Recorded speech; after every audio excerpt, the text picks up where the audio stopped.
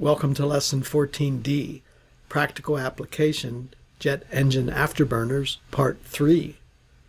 And again, here's our guest lecturer, Glen Coates. Hello everyone, it's Glen Coates. This is Part 3 of 4 for Jet Engine Afterburners. And what we're going to be talking about right now is compressible flow and some interesting aspects of it.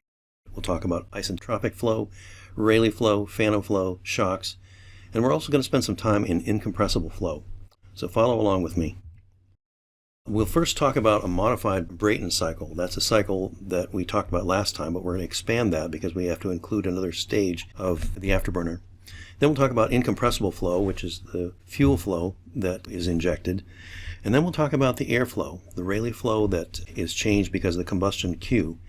And interestingly enough, the increase in Q within the flow that comes about because of burning fuel is expressed in two different ways. It can change the temperature and it can change the velocity. And it depends on the Mach number. I'll show you that in a minute. But it depends on the Mach number of which one of these two factors is dominant. Then we'll talk about thermal choking. It's possible to literally choke the flow just thermally, and I'll show you that as well. And then some interesting diagnostic testing that was done many years ago, and some concepts that went along with that.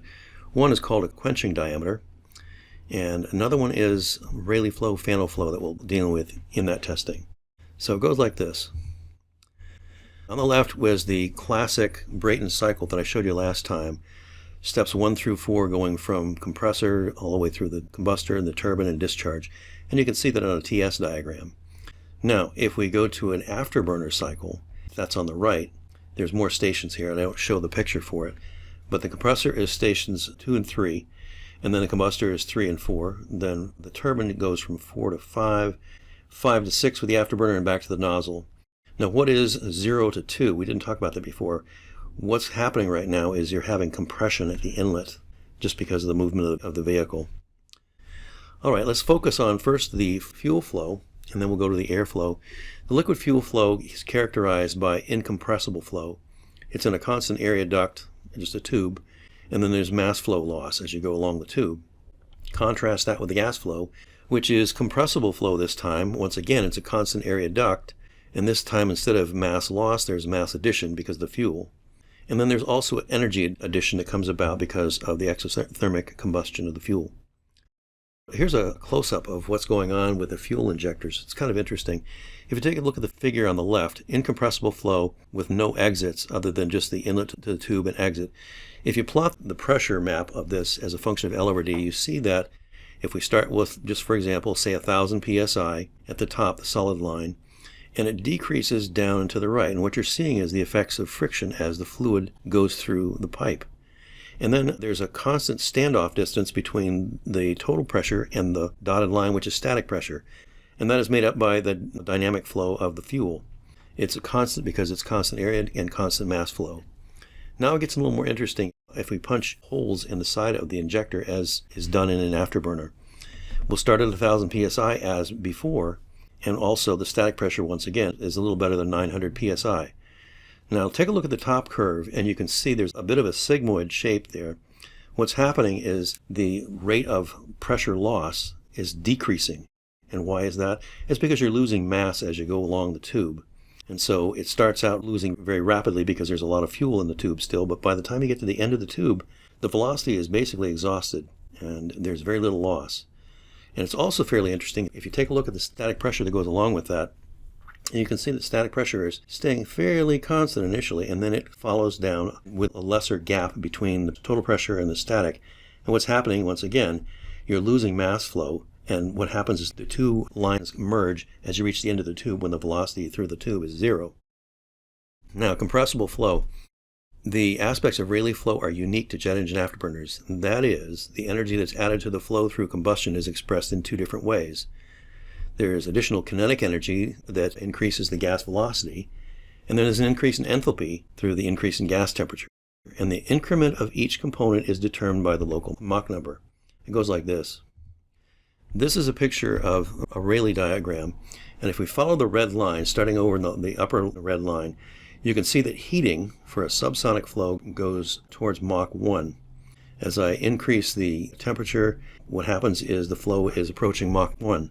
Now looking at the bottom half of the curve, the supersonic portion, we can see that as we add heat and the temperature increases, the Mach number is decreasing from supersonic down to a Mach number of 1 on the right half of the curve. How you express that? Well, there was a paper that was done back in 1978 by E.E. Zukowski. You can cite the reference down in the lower right-hand corner. And he did an interesting analysis that involved continuity, momentum, and the energy equation, along with the equation of state. And it's a fairly interesting derivation that he goes through. Be an interesting exercise if you are interested. He maps out the equations changing from the inlet on the left-hand side of this control volume. He adds some heat, and at the discharge of that control volume is V plus dV, rho plus d rho, and so on. And it's very interesting what you can do with this. From the continuity and momentum equations and the equation of state, you can get the change of velocity with respect to velocity. And it shows that it's dependent on the Mach number and the amount of heat that is injected. And at the bottom, the temperature change, dt over T, is again another function of Mach number, and once again, the enthalpy change for the flow.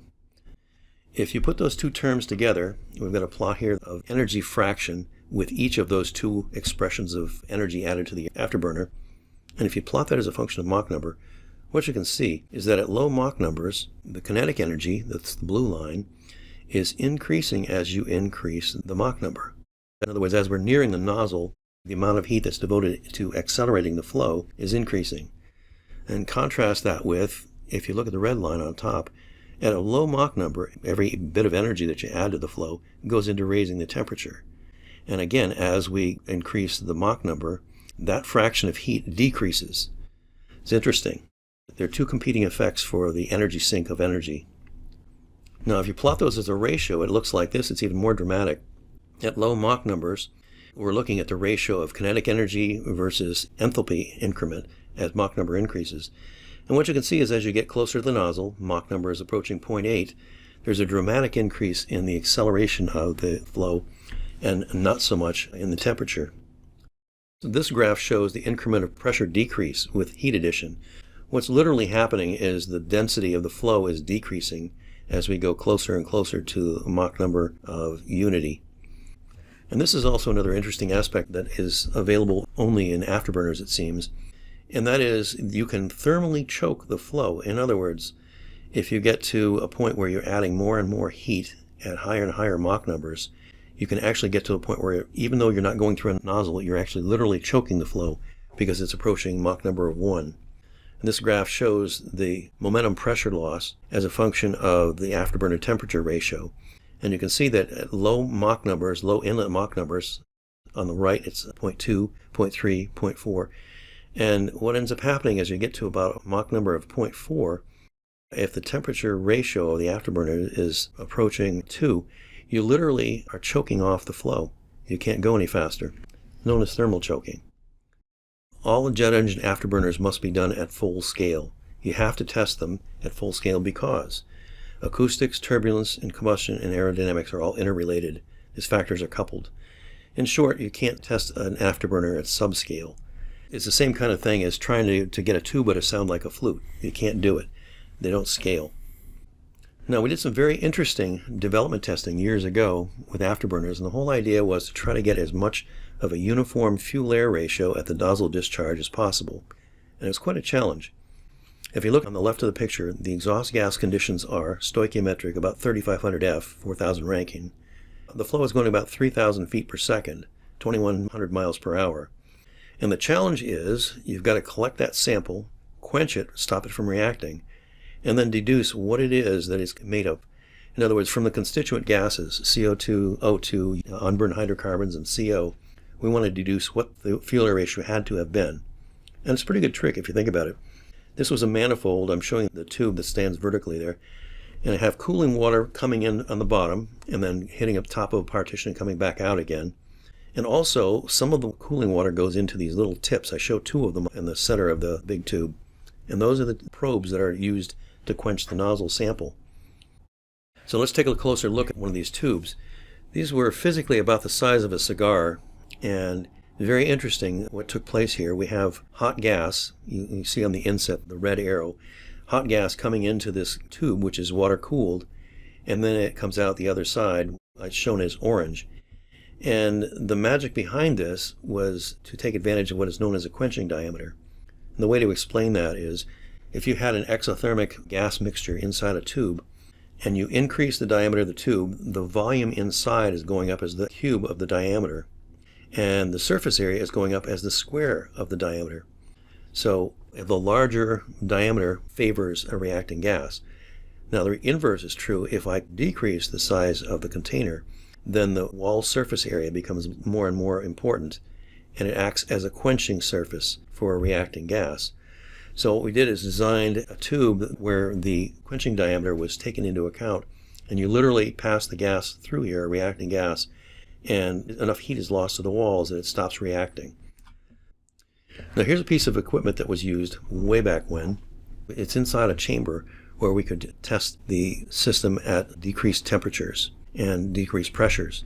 And on the left you see the discharge of the gas turbine, and then you can see 10 little probes right in the very center of the picture. Take a look on the left there.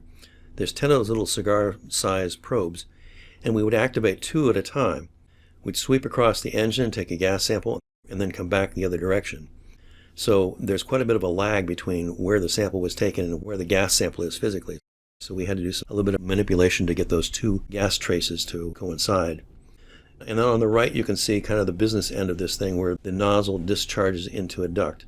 Now what was interesting, this was altitude testing done in the wintertime, and there are 2 challenges here. One, you have to cool the ambient, try to simulate flight at low temperature, low pressure conditions. So we have to cool the flow very much, and we also have to exhaust this jet engine and pull a vacuum behind it, which is a really good trick if you think about it. There's 125 pounds a second going through this engine, and yet you have to pull a vacuum downstream of it. Quite of a challenge. Now, as a point of interest, to perform mission testing at altitude, we were required to match the conditions of an ambient air at 40,000 feet. That means simulated testing at altitude for 125 pounds per second of air that is required to be at the engine inlet, and it had to be refrigerated to approximately minus 70 degrees F, and the pressure must be reduced to about 3 psi. Now, as we know, when air is refrigerated, colder air cannot hold as much moisture, and as such, the air exiting the refrigeration must be at least saturated with moisture, and the moisture must be removed. What we hadn't counted on was that the process of cooling is much faster than the condensation moisture removal process. So the engine inlet air was in fact supersaturated with moisture, and thus, when the air surrounding the engine came in contact with the cold metal frame of the emissions apparatus, a thick layer of ice was formed on contact. After more than an hour of steady state testing at simulated altitude conditions, the air surrounding the engine discharge had formed a perfect vena contracta made of ice on the metal frame. As hard as it is to imagine, there was a perfect converging-diverging nozzle formed in ice with the flame of a full afterburning jet exhaust at the core of the ice nozzle. Further, there's a take-home message here that applies to all of us. If you're ever in a position where you have to replace an air conditioner and you're given a choice between 2 different sizes of units, go with a smaller unit. If you have a choice of a 2-ton unit versus a 3-ton unit, go with a 2-ton unit because it'll run longer and it'll take out a lot more moisture than the 3-ton unit cooling to the same temperature of the room. Why? Because the condensation and moisture removal process is slower. Now, how is it that we knew where we were in space when we were sampling this gas? Well, we put in nitrogen dioxide, which is a non-indigenous gas, to the exhaust, and then we had a sampling device that would tell where that plume was. And so when we plot that, overlaying that with the profiles for oxygen and carbon dioxide and so on, we knew exactly where we were in space. So it helped us to map out what the back end of the flow field looked like. All right, here's the summary. For afterburners, they increase the stagnation enthalpy. It's expressed as an increase in temperature and velocity. And the ratio of those 2 depends on the local Mach number. Now, an afterburner adds significant amount of thrust at minimum weight penalty, but the increase in thrust comes at a substantial increase in fuel flow. We explained that to you before. It's a limit of chemistry. We're approaching stoichiometric conditions. There's gas dissociation, so you don't get the same amount of return of temperature for the fuel flow. And also there's the limit of the nozzle. As temperature is increased, we take the square root of that to find out the increase in velocity. The best you can do is about 40% increase in thrust. So afterburner combustion, 1, it increases the gas temperature and velocity, and 2, it decreases the total pressure. It's called a Rayleigh pressure loss, and it comes about largely because of a drop in density. And the afterburner inlet Mach number must be low enough so that you don't get limited by thermal choking. and also it minimizes the pressure loss of all the flame holders. And the Rayleigh loss actually works in our favor in a sense that the pressure at the center line of the engine is dropping, which tends to pull more cooling flow through the thermal liner that we spoke of before. So it's a self-mitigating problem. Higher combustion brings in more cooling flow to the liner. Thank you for watching this video. Please subscribe to my YouTube channel for more videos. 1, 2, 3. That's all there is to it.